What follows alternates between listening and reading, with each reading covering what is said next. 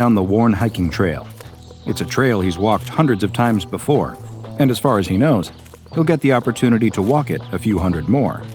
It's a smooth, even path, cutting through a lush forest on the edge of town, with plenty of nice benches and a few trash cans for dog walkers along the way. It has all the comforts a casual hiker can ask for. It's safe, familiar. He doesn't know why, but the young man feels like perhaps today is the time for a change.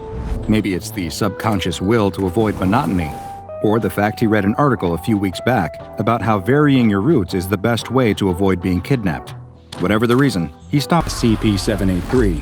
During a period of time that lasted roughly 5 hours, their bones were broken numerous times and reset over and over, leaving D-209 a twisted mass of flesh and bone.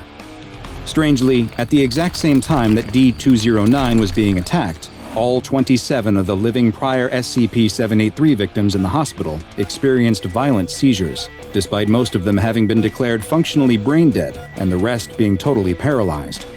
Also concurrent with the attack was a seismic event on the outskirts of town, and the details revealed by this event were both he's tall and so uniformly black that he almost disappears into the night.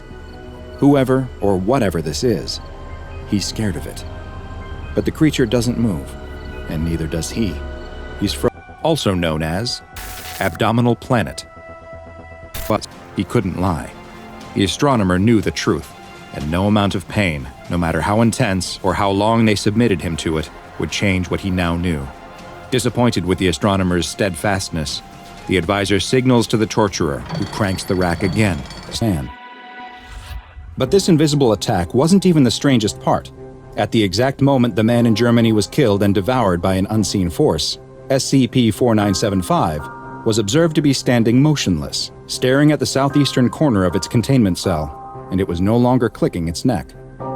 Any human contact with SCP-4975 has been disallowed, and all current research into the creature has been temporarily ceased, though it has been classified as Euclid, following these continued down to another coding session. The man is in his kitchen trying to make a fresh pot of coffee, but finds he's having a hard time. He's not so much making coffee as he is making a mess. He knocks his favorite mug onto the ground, breaking it, and decides that maybe he doesn't need coffee after all.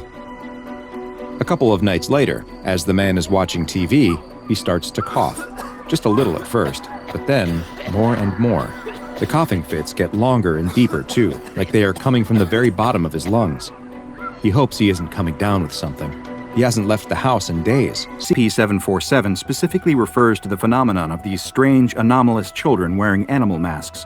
Studies have shown that, masks aside, all of these children are identical to children who have proven to have died around the time that their anomalous counterparts first manifested. This leads us to the working theory that the SCP-747 instances are spectral manifestations of the children they once were, twisted somehow by the unifying force of SCP-747. This is a theory supported by 6198.